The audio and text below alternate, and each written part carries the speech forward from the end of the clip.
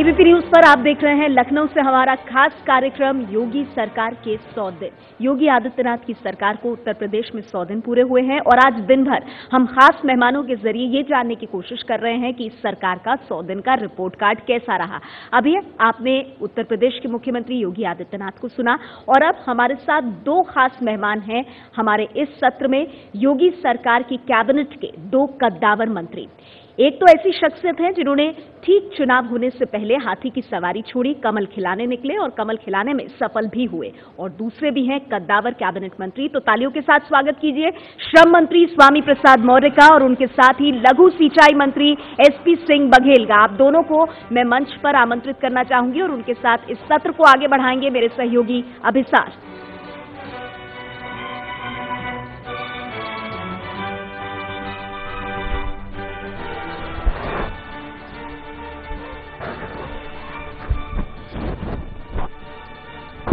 मेरे इन दो खास मेहमानों की दो चीजें समान हैं। ये दोनों, अगर मैं कहूं तो बाहरी हैं, और यही नहीं, दोनों अपनी जाति के कद्दावर नेता हैं। और अगर बीजेपी ने जो चमत्कारी बहुमत हासिल किया है उसके पीछे इन दोनों का खास योगदान है, जिससे ये पता चला किस तरह से बीजेपी ने इन चुनावों में जाति को साधने का काम किया। आप दोनों का स्वागत है, स्वामी प्रसाद जी, बघेल साहब। मैं पहले तो संक्षिप्त में आप दोनों से जानना चाहूंगा, इससे पहले कि हम मुद्दे लें और जनता के सवाल भी। सबसे पहले स्वामी प्रसाद जी, क्या बदला है 100 दिनों में? 100 दिन के अंदर योगी जी के नेतृत्व में उत्तर प्रदेश की भारतीय जनता पार्टी सरकार ने किसानों के कर्जा माफी का निर्णय लिया, 86 लाख किसानों को लाभान्वित किया, गुंडे माफिया अपराधियों पर नकेल लगाने के लिए कड़े कदम उठाए, कानून राज स्थापना की पहल की, महिलाओं के सम्मान का रास्ता प्रशस्त करने के लिए एंटी रोमियो दस्ता गठन किया, प्रदेश में एंटी भूमाफिया अभियान चलाया गया। साथ ही साथ हमने गन्ना किसानों के 22,157 करोड़ रुपए का 100 दिन के अंदर ही भुगतान किया। हमने आलू किसानों के भंडारण की भी व्यवस्था सुनिश्चित की। साथ ही साथ सबका साथ सबका विकास नारे के साथ हम सबको ले चलने का काम कर रहे हैं। और जिस तरीके से देश के यशस्वी प्रधानमंत्री श्री नरेंद्र मोदी जी के नेतृत्व में आज पूरे देश में विकास की एक नई बयार चल रही है, मोदी जी के विकास का डंका पूरी दुनिया में बज रहा है, उसी प्रकार से मोदी जी की ही तर्ज पर योगी जी की ही भी सरकार उत्तर प्रदेश में विकास की प्राथमिकताओं को लेकर के सबको भय मुक्त, अपराध मुक्त और भ्रष्टाचार मुक्त समाज की स्थापना कर सबके जीने का सम्मान स्वाभिमान का रास्ता प्रशस्त करने का काम कर रही है। और हम समझते हैं कि ये 100 दिन हमारी 5 साल सरकार के कार्य के मानक नहीं, बल्कि ये तो केवल एक नमूना है। और अभी यूं कह लीजिए कि अभी तो ये अंगड़ाई है। जब 100 दिन में हम ऐसे ऐतिहासिक फैसले कर सकते हैं तो 5 साल में उत्तर प्रदेश की तस्वीर बदल देंगे। और वह उत्तर प्रदेश जो कभी गुंडा राज के हवाले था, कानून राज की पटरी पर ला करके उत्तर प्रदेश में अमन चैन कायम करेंगे। सभी लोगों को सम्मान स्वाभिमान का रास्ता प्रशस्त करते हुए उत्तर प्रदेश को विकास के पथ पर आगे बढ़ाने का काम करेंगे। और उत्तर प्रदेश को उत्तम प्रदेश बना करके स्वाभाविक रूप से उत्तर प्रदेश की जनता ने जिस बड़े विश्वास के साथ हमें अपना प्रचंड बहुमत दिया है, हम संकल्प पत्र के माध्यम से किए गए सभी वायदों पर एक एक करके उसके विश्वास पर खरा उतरने का प्रयास करेंगे। बघेल साहब, जो पिछले 100 दिनों में काम हुआ है, क्या उसे जमीन मानकर उत्तर प्रदेश की जनता आश्वस्त हो कि आने वाले जो 5 साल हैं उसके लिए वाकई राम राज्य होंगे, या बड़ी बड़ी बातें और हकीकत में कुछ नहीं? देखिए विशाल जी, पूत के पांव पालने में दिखाई पड़ जाते हैं। 100 दिन बहुत सी सरकारों ने और बहुत सी पार्टियों ने पूरे किए, विभिन्न राज्यों में भी किए और केंद्र ने भी, विभिन्न सरकारों ने किए। लेकिन ये 100 दिन बाकी सरकारों से इसलिए अलग है कि ये 100 दिन भ्रष्टाचार मुक्त और विकास युक्त रहे। 100 दिन की बात करते हैं, शुरू के 15-20 दिन तो दूसरे कामों में लगे। लोग चुनाव जीते, मंत्री बने, अपने क्षेत्र में गए, माला, माइक, मंच, मुकुट, शॉल, ये साफे, इनमें गुजरे। तो उसको आप हनीमून पीरियड नहीं कह सकते हैं। कोई विदेश नहीं गए, अपनी कॉन्स्टिट्यूंसी में गए, तो ये कायदे में 60-70 दिन का काम है। और उसमें भ्रष्टाचार मुक्त विकास युक्त रहें। और ये 100 दिन बहू के हैं, ये 100 दिन सास के नहीं रहे, ये 100 दिन मुस्कुराने के रहे, ये 100 दिन रोने के नहीं रहे, ये 100 दिन मंत्रिमंडल के काम करने के रहे, 100 दिन टालने के नहीं रहे, ये 100 दिन काम सीखने के भी रहे। आप ये देखिएगा कि पूरे मंत्रिमंडल ने माननीय मुख्यमंत्री जी के नेतृत्व में विभिन्न विभागों के प्रेजेंटेशन में हर मंत्री ने हर विभाग को रात 1-1 बजे तक सीखने का काम किया है। तो मैं कह सकता हूं कि इस 100 दिन में खेत में हल चलाते हुए किसान, पढ़ते हुए छात्र, पढ़ाते हुए अध्यापक, सड़क बनाते हुए मजदूर, दुकान पर बैठे हुए दुकानदार और कैमरे लिए पत्रकार ने महसूस किया है कि एक अलग सरकार है, ये अलग टाइप की है और पिछली सरकार से सभी मामलों में थोड़ी भिन्न है। आपने कहा 100 दिन बहू के, 100 दिन सास के नहीं। सासें जो हैं इस पर आपत्ति व्यक्त कर सकती हैं। बहरहाल स्वामी प्रसाद मौर्य, आपने 2 ही दिन पहले एक बयान दिया था कि बटन दबाकर कानून व्यवस्था ठीक नहीं हो सकती, मगर जिस राज्य की जनता ने आपको बटन दबाकर ऐसा चमत्कारी जनादेश दिया, जाहिर सी बात है वो चमत्कार की तो उम्मीद करती है। शायद आपने मेरे बयान का मूल अंश नहीं प्रस्तुत किया है, ये तो मैं कभी कह ही नहीं सकता हूं।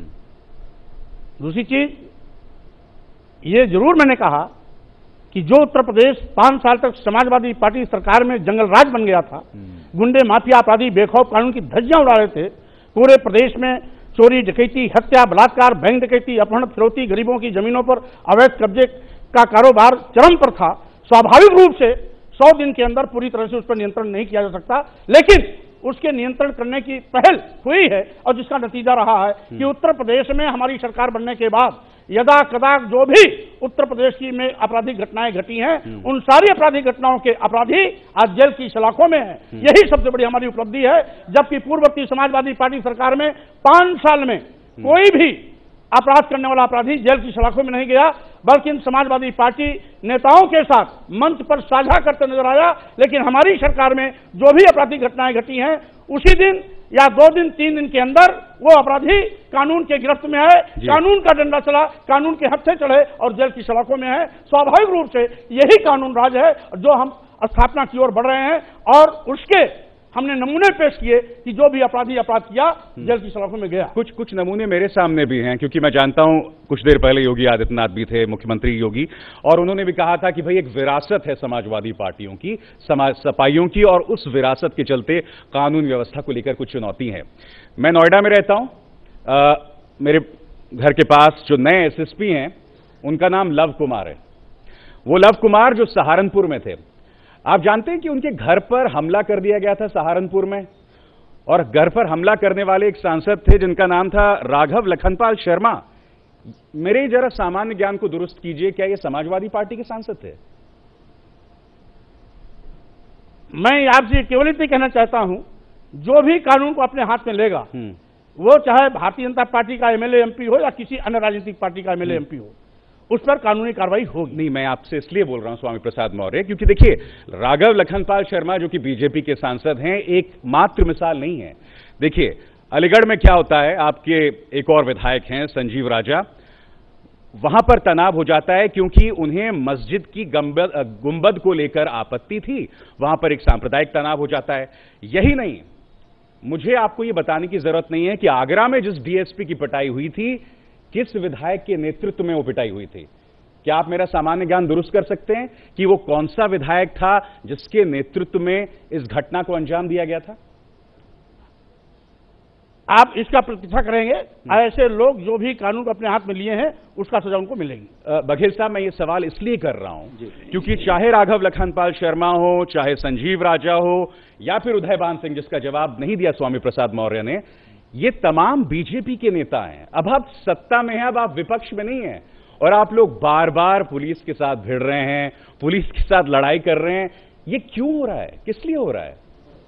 जैसा मुख्यमंत्री जी ने भी कहा कि कानून का राज है, तो कानून सबके लिए बराबर है। उन्होंने एक ऐसा चश्मा पहन रखा है, जो समदर्शी हैं उनको सब एक से दिखाई पड़ते हैं, लेकिन थोड़ी सी एक्शन का रिएक्शन भी होता है, ये बात भी स्वीकार करिएगा।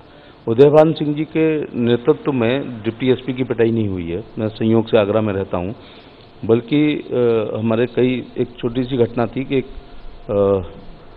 कार्यकर्ता को, जिनका जो घटना के समय वहाँ उपस्थित नहीं थे, और उनके पास साक्ष्य थे कि वो बाहर हैं। इसके बाद उनको नाम दर्ज किया गया, उनके यहाँ दबिश पड़ी, तो लोग ये बताने गए थे कि इनका इस अपराध और अपराधी से कोई संबंध नहीं है। वो हॉट टॉक हुई, लेकिन विधायक जी के नेतृत्व में नहीं हुआ। हॉट टॉक और वो लोग अभी तक जेल में, अभी बेल नहीं हुई है। हॉट टॉक का बहुत छोटी चीज बोल रहे हैं आप। देखिए सहारनपुर की बात देखिए, सहारनपुर में उन्हें अनुमति नहीं दी गई थी। आपकी सरकार है ये, प्रशासन ने आपको अनुमति नहीं दी है, आप उस सरकार के साथ खड़े हो, मगर उसको लेकर आक्रोश इस कदर बघेल साहब कि आप एसएसपी के घर पे हमला कर देते हैं, और वो लव कुमार जिन्हें लव के बजाय आप उन्हें ट्रांसफर कर देते हैं गौतम बुद्ध नगर। आप अंदाजा लगा रही हैं क्या हो रहा है यूपी में? वो सजा नहीं है। लोगों उत्तर प्रदेश के आईपीएस चाहते हैं कि वो नोएडा के एसएसपी बने, गाजियाबाद के बने, मेरठ के बने। सहारनपुर से ज्यादा महत्वपूर्ण जगह पर उनको रखा गया है। दिल्ली के नजदीक है, कानून व्यवस्था की वहाँ चुनौती रहती है, वहाँ सारी प्रेस मीडिया रहती है, वहाँ बहुराष्ट्रीय कंपनियां रहती हैं। लव कुमार को सजा नहीं है। जहाँ तक सांसद जी का है तो एक अभियोग पंजीकृत है, विवेचना का विषय है, विवेचक देखेंगे कि किसकी गलती थी। नहीं, क्योंकि जो मैं नई चीज अब देख रहा हूं ना स्वामी प्रसाद मौर्य, वो सपाई जो थानों में बैठा करते थे, अब पता क्या हो रहा है, बीजेपी के कार्यकर्ता उन्हीं थानों में घुसकर पुलिस वालों को बाहर निकालकर या तो उनको पिटाई कर रहे हैं या उनसे टकराव की स्थिति बन रही है। और ये कोई अपवाद नहीं है, ये मैं लगातार देख रहा हूं, ढेरों मिसाल हमारे सामने है। नहीं, कुछ बातें तो बढ़ा चढ़ा के बताई जाती हैं, जैसे कि माननीय बघेल जी स्वयं आगरा के रहने वाले हैं, हमारे प्रदेश सरकार के वरिष्ठ मंत्री भी हैं, और साथ ही साथ इनका एक लंबा राजनीतिक जीवन है, कई बार सांसद रह चुके हैं।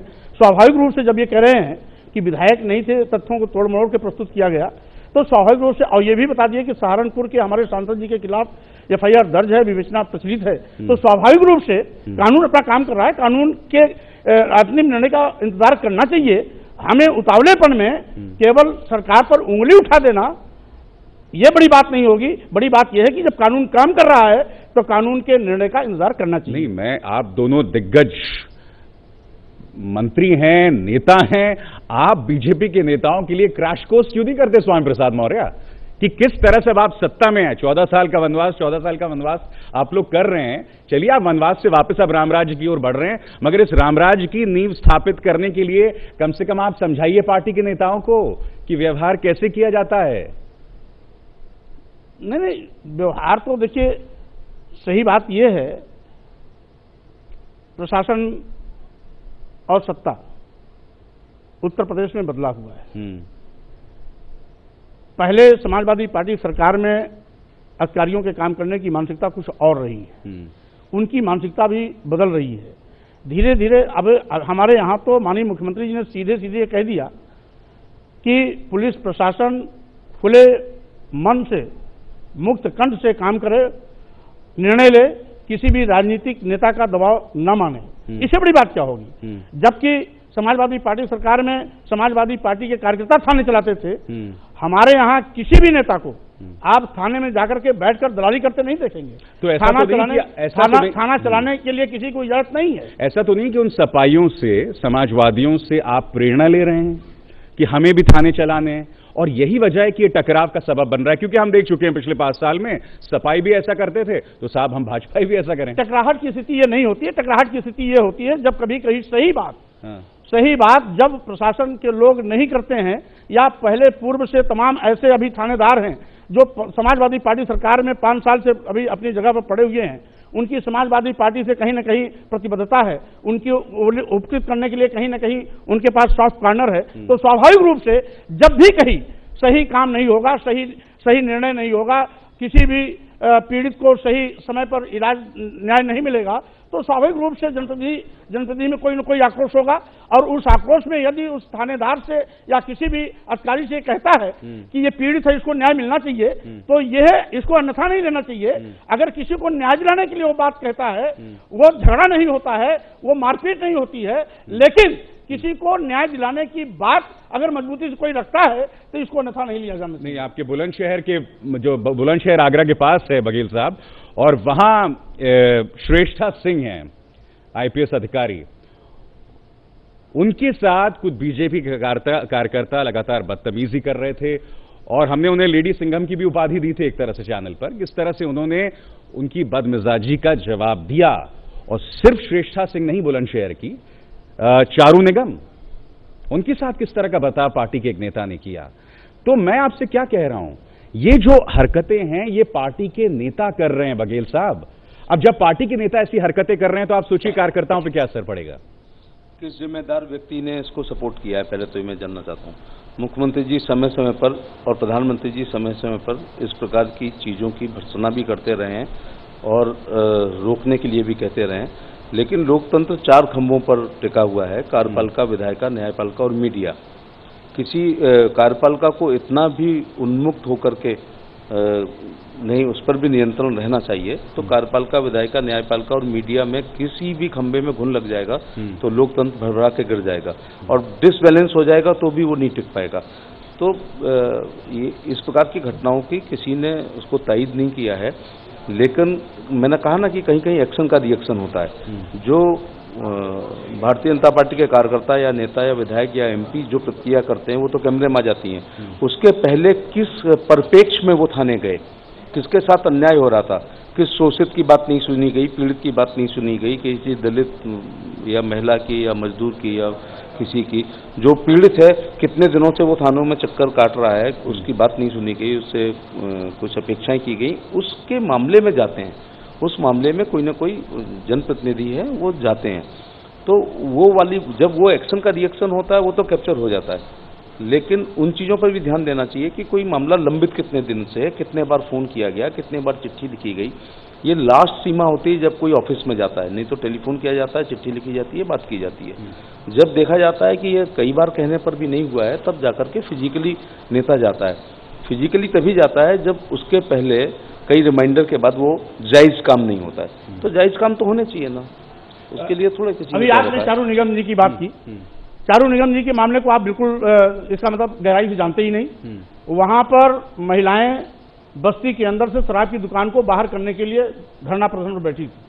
बुरी तरीके से महिलाओं को उसने लाठीचार्ज किया, यहां तक कि एक प्रसूता महिला जिसको बच्चा होने वाला था उसको बुरी तरीके से जूतों से मारा, लाठियों से मारा।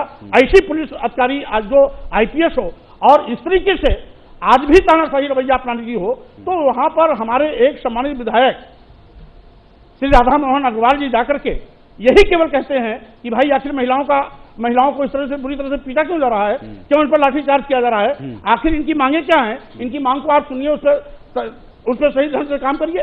और जब यही बात हमारे विधायक जी उनसे कह रहे थे तो उसको वो अधिकारी इतनी मनबड़ मानसिकता की थी कि उस सबको बात को मोबाइल पर करके उसको वायरल करती है। इसका मतलब है कितनी दूषित मानसिकता है ऐसे IPS अधिकारियों को जो जनसेवा के लिए आए हैं, लोगों की भलाई के लिए आए हैं, लोगों को न्याय दिलाने के लिए आए हैं, वही उन महिलाओं पर जूता मार रही है, वही उन महिलाओं पर लाठियों से प्रहार करवा रही है। तो स्वाभाविक रूप से इस तानाशाही को यदि किसी विधायक ने रोका है तो इसको अगर आप कहते हैं चारू निगम को आप बड़ा पुरस्कृत करना चाहते हैं तो स्वाभाविक रूप से हम इसकी निंदा करते हैं। और लोकतंत्र मर्यादित तरीके से चलना चाहिए, तो स्वाभाविक रूप से सबको अपने नैतिक जिम्मेदारियों का ध्यान रखना चाहिए। और महिलाओं की रक्षा के लिए उनकी एक वाजिब मांग थी शराब को बस्ती से बाहर करने के लिए, तो इसको न सुनने के बजाय उन पर बुरी तरह लाठी चलाना, पैरों से प्रसूता महिला को लाश से मारना, यह कहां का इंसाफ है? क्या इसी से आपको उनको सिंघम की उपाधि देंगे? इसी से उनको आप इस अपने क्षेत्र के महानायक का उपाधि देंगे, नायिका को उपाधि देंगे? हम समझते हैं गंदी मानसिकता होती है, चाहे किसी नेता की हो, चाहे किसी अधिकारी की हो। नहीं, मगर ये जिम्मेदारी किसकी है?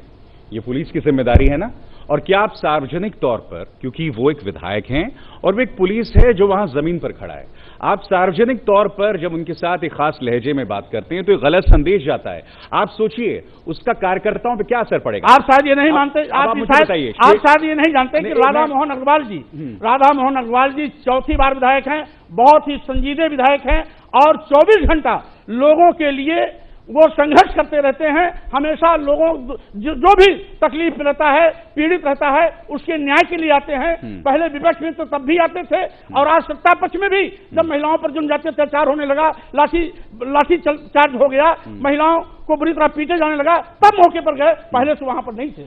मुझे जो समस्याएं यहां दिखाई दे रही हैं स्वामी प्रसाद मौर्य की, बीजेपी के नेताओं की पुलिस से टकराव, पुलिस का पिटना, इस तरह की ढेरों मिसालें सामने हैं। मगर पिछले 1 महीने में 10 बड़ी कानून की घटनाएं हुई हैं, कानून व्यवस्था से जुड़ी घटनाएं हुई हैं, जिसमें देखिए मथुरा में सर्राफा बाजारी का 2 सर्राफा बाजारियों का मारा जाना। इसके अलावा 2 मई को बुलंदशहर में जब एक राजपूत महिला और एक मुसलमान युवक का प्रकरण हुआ था, तो उसमें एक मुसलमान जो था जिसका नाम मोहम्मद गुलाम था, उसे कथित तौर पर हिंदू युवा वाहिनी के कार्यकर्ताओं ने मार दिया। और इसी तरह से 2 लड़कियां थी, एक रिटायर्ड डिफेंस पर्सनल की, उनकी गर्दन रेत दी गई राम विहार कॉलोनी में। ये ढेरों मिसालें हैं और कम से कम ऐसी 2 और मिसालें मेरे सामने जिसमें हिंदू युवा वाहिनी के कार्यकर्ता शामिल दिखाई देते हैं। जब योगी जी की सरकार है, कानून का राज है, हम अपेक्षा करते हैं कोई भी सामाजिक संगठन हो, चाहे हिंदू युवा वाहिनी हो या किसी भी राजनीतिक पार्टी का अन्य कोई संगठन हो, हमारे सत्ता पक्ष की पार्टी हो या विपक्ष की पार्टी हो, किसी को कानून को अपने हाथ में नहीं लेना चाहिए, कानून को अपने तरीके से काम करने देना चाहिए। और यदि कोई शिकायत है तो उसे शासन प्रशासन में लिखित रूप से प्रतिवेदन करना चाहिए। अगर इस बात का संज्ञान लेते हुए माननीय मुख्यमंत्री जी ने सीधे इस बात से अपील की है कि कोई भी कानून को अपने हाथ में न ले, अन्यथा कानून अपना काम करेगा और जो कोई भी कानून को अपने हाथ में लेने की कोशिश करेगा उसको हम जेल की सलाखों में भेजेंगे। तो स्वाभाविक रूप से इतने गंभीर मुद्दे को अगर माननीय मुख्यमंत्री जी ने स्वयं संज्ञान लेते हुए इस बात का बयान दिया है, तो इसका मतलब है जो भी आपकी पीड़ा है उसका पहले हमारे मुख्यमंत्री जी ने उसका संज्ञान लिया है। और रही बात जिन भी घटनाओं का आपने जिक्र किया है, उन घटनाओं के सारे अपराधी जेल में है। बघेल साहब, ये बताइए मुझे, मैंने जो आपको घटनाओं की फहरिस्त सुनाई, इसमें सीधे तौर पर बीजेपी के नेता उग्र होते हुए दिखाई दे, हिंदू युवा वाहिनी के कार्यकर्ता दिखाई दिए, यानी कि ठीक है, एक विरासत है समाजवादी पार्टी की कानून व्यवस्था को लेकर, मगर एक नई चुनौती पेश आ रही है। क्या ये मिसालें साबित नहीं करते कि एक नई चुनौती पेश हो रही है जो संभवतः समाजवादी पार्टी की विरासत से जुदा है? नहीं, जैसा मौर्य जी ने कहा है, लेकिन आप ये देखें कि मुख्यमंत्री जी का संरक्षण इस प्रकार के किसी भी कार्यकर्ता पर, नेता पर, विधायक पर, मंत्री पर नहीं है।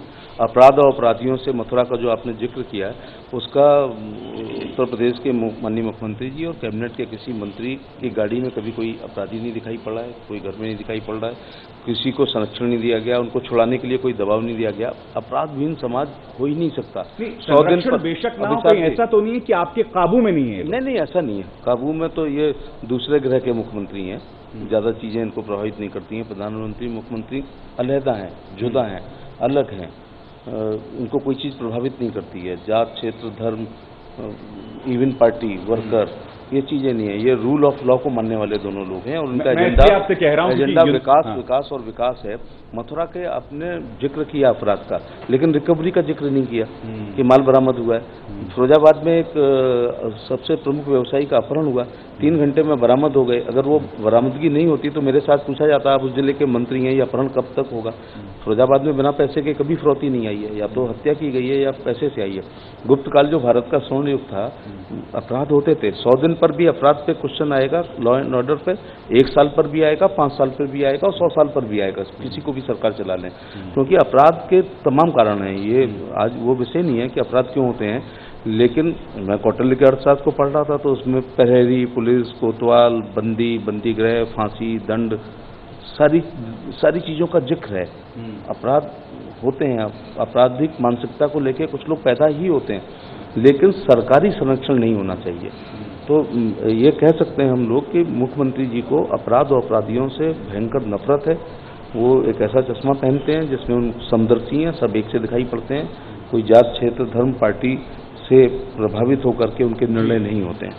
स्वामी प्रसाद मौर्य, वही मैं आपसे भी सवाल पूछना चाहता हूं कि ठीक है, नियत नहीं है, योगी जी ने बार बार उसका परिचय दिया है कि देखिए हमारे राज्य में संरक्षण अपराधियों को नहीं मिलेगा।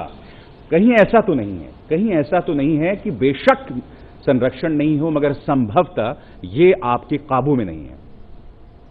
ये तमाम एलिमेंट्स जिसका जिक्र हम अभी इस परिचर्चा में लगातार करते आ रहे हैं। कानून का राज हो तो काबू में तो रहना पड़ेगा, जो काबू में नहीं रहेगा वो जेल की सलाखों में जाएगा। इसलिए कानून से ऊपर कोई नहीं है। माननीय मुख्यमंत्री जी ने एक बार नहीं कई बार इस बात को दोहराया है और बार बार कहा है कि कानून से ऊपर जो भी जाने की कोशिश करेगा, जो भी कानून को अपने हाथ में लेने की कोशिश करेगा, वो जेल की सलाखों में जाएगा। कानून चुप नहीं बैठेगा, कानून का डंडा चलेगा। कितने लोग जेल की सलाखों के पीछे गए हैं? आप मेरे सामान्य ज्ञान की वृद्धि कर ये तो अभी आपके सामने एक जीता जागता नमूना उदाहरण है। जिन लोगों ने भी कहीं भी कानून तोड़ा, चाहे सहारनपुर की घटना हो या अन्य कहीं और की भी घटना हो, वो सारे के सारे लोग कानून के हत्थे चढ़े हैं। और एक दो जो विधायक और सांसदों का आपने जिक्र किया, उनके खिलाफ भी एफआईआर दर्ज हुई है और विवेचना प्रचलित है। तो स्वाभाविक रूप से कानून चुप नहीं बैठा है, कानून अपना काम कर रहा है और आगे भी कानून अपना काम करेगा। जो भी कानून से खिलवाड़ करेगा वो जेल जाएगा। स्वामी प्रसाद मौर्य, थोड़ा विषय को हल्का करते हैं, थोड़ा सा इससे पहले कि मैं किसानों की बात करूं, क्योंकि किसानों को लेकर आप लोगों की एक महत्वाकांक्षी योजना है। बहन जी को मिस करते हैं आप?